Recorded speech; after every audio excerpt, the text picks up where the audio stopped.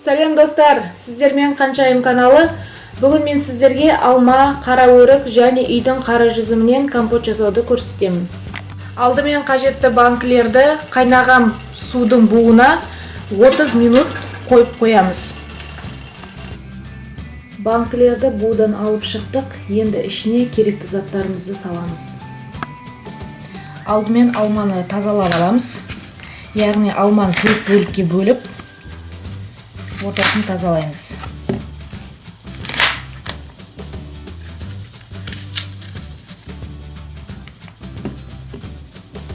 Әр банкіге 8 штук 8 түйір немесе 6 түйір салуға болады.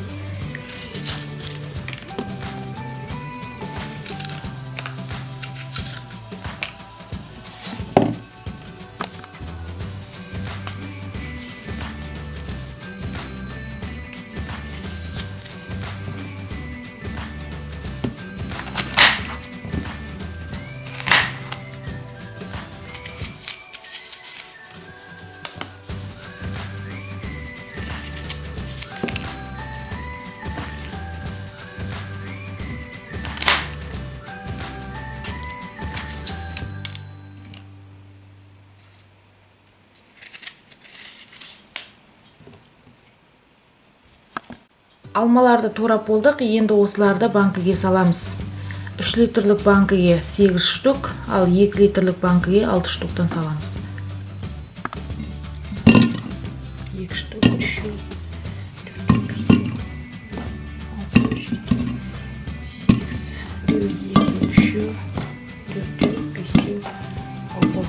Одан кейін қара өрікті 2-ге бөліп саламыз.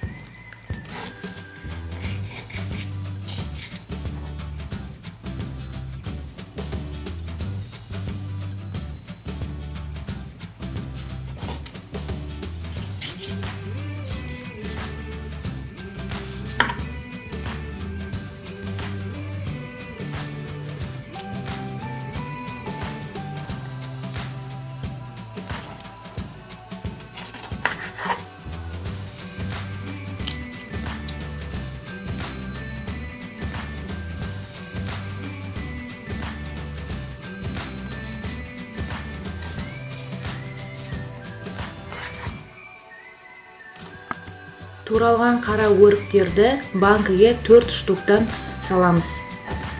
Яғни үстіне салуымыз керек, алманың үстіне.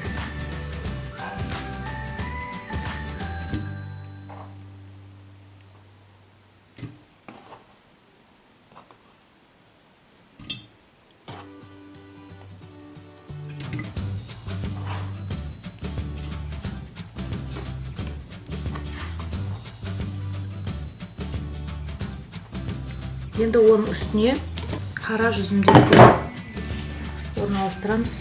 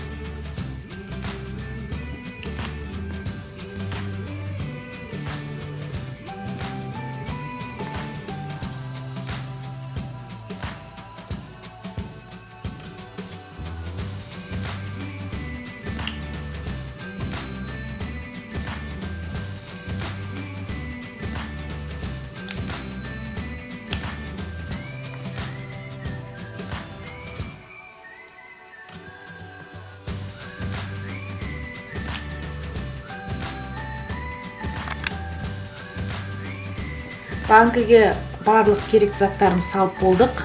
Енді банкінің жартысына келу керек заттарымыз, салынған заттар. Енді оның үстіне қайнаған су құямыз. Банкіге қара жүзімді салып болғаннан кейін үстіне ыстық су құямыз, яғни банкінің қақ ортасынан бастап құямыз.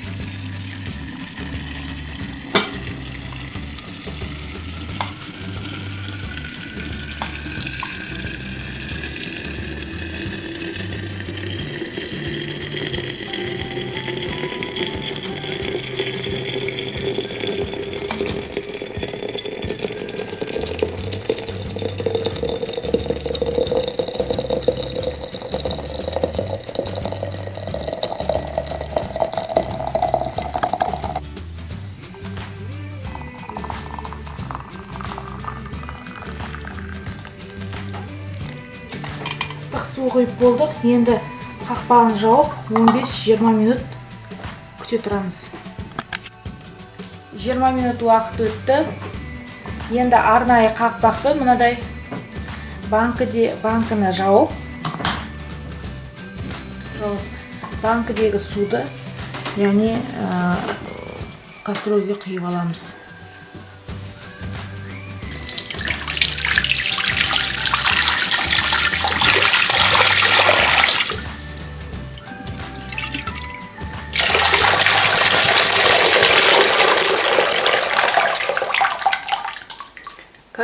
Кастрөлдегі суымыз мынадай түске айналды, яғни қып-қызыл түске айналды. Яғни солай барлық банкілерді ішіндегі суды құйып аламыз. Компотымыз өте әдемі шықты, яғни қып-қызыл су. Енді оның үстіне әрбір банкі сайын 200 грамм қант саламыз. Бізде 6 банкі бар, сондықтан 1 килограмм 200 грамм болады.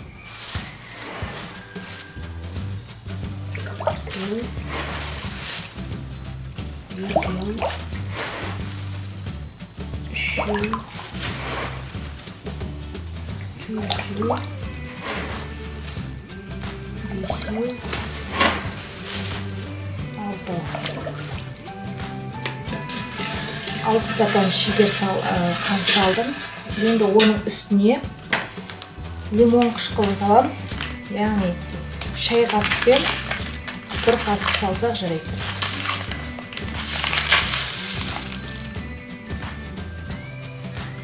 Енді осыны жақсылап тұрып қайнатамыз. Компотымыз дайын болды, оны банкіге құямыз.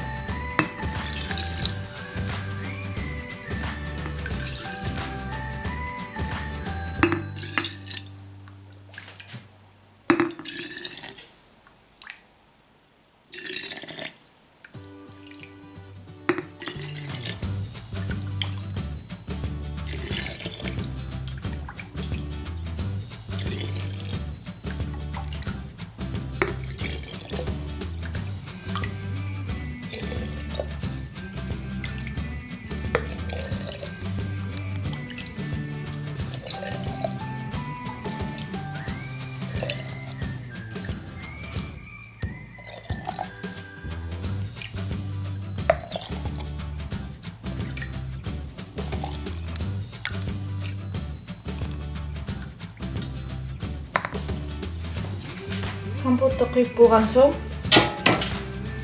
қақпақты арнайы құралдың көмегімен жауып тастаймыз.